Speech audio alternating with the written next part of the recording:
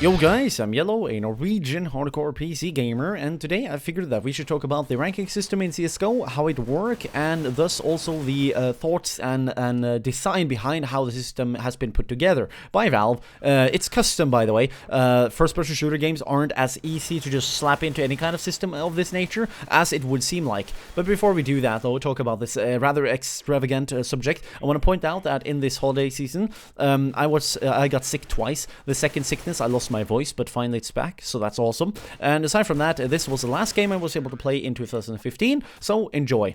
Anyways, yeah, the rankings in CSGO are rather important because they kind of sort of gauge your skill relative to the community. However, it will never be perfect, and it could be by far more accurate, I would say. But that aside, the system just wants to gauge your total performance versus the community. Now, how it does this is to benchmark you. Now, this is where it gets incredibly interesting because the mechanics behind this give people results that they wouldn't really predict. A lot of times you will find players that get incredibly pissed even when winning because they're D-ranking. However, in the scenario that they're actually at, they don't really truly understand why they were D-ranking. Vice versa, you can actually lose and rank up, something that I've actually done twice, a very long time ago, in which, yeah, I actually at that time barely understood how the system worked, so I didn't really get that flabbergasted. Now, the way it does this is to check your performance and the skill level versus the opposing team. Then the system make a prediction of how the outcome of that game should be relative to how skilled you are at the time,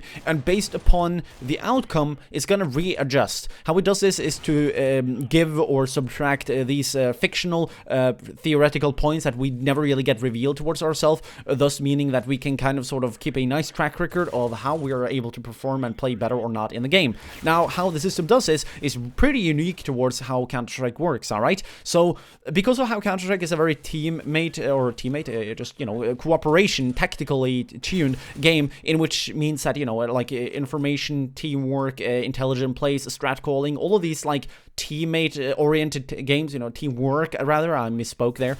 Yeah, because of how all of these kind of values are incredibly important towards playing Counter-Strike properly, or better, or maybe potentially speaking better than the, whatever the opposing team might be doing, the system can take personal performance into account. It always has to be on a team basis, which makes sense. I mean, this game has been teamwork, there we go, oriented for over 1.5 decades, so it only makes sense, which thus means that the system, it counts rounds instead of your performance, meaning that you can get as many fucking MVP stars that you would ever want, as many assists, kills, deaths, whatever. The system doesn't need to and doesn't want to care. You know, I've been able to get ridiculous scores, but in the end of the day, that has made no difference, really. And a lot of you people out there might have also said to me at one point, even, that you've been top fragging all the time, but you don't really get anywhere in terms of rank. That is because the system just cares about how many rounds that you're able to deny from the opposing team and how many rounds that you're able to get for your team, meaning that the better this ratio is in your favor, the more points that you're going to deny from the opposing team,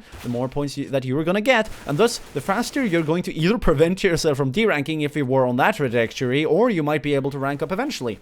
This is also thus important if you truly want to take matchmaking seriously, I guess, because it means that if you then team up with people that are sociable, they got proper teamwork, they play for of each other, and they just got that meta game rolling, you're obviously going to have a by far better time in matchmaking. You know, matchmaking is never going to be perfect, but it works out, I guess. Yeah, other details to mention is that the system will put you on tests. This is something that it does on purpose to truly check your performance, meaning that you might, as a complete Master Guardian Elite team, meet a complete opposing team of full DMGs or even legendary Eagle players. Now, the system then is obviously going to predict that if you are then the weaker team, you're going to lose. However, if you're able to break that prediction even just a little bit, you might still be able to gain points. A good example thus would be that the system is like, you know what, you're supposed to lose by 3 rounds. If you then only lose by 1 round instead, it's gonna give you a slight bit of points. Yeah, you get my point, alright? It's not that difficult. Truly, it's not. Anyways, yeah, thanks for watching. Here are 2 related videos if you want to dive deeper into this channel.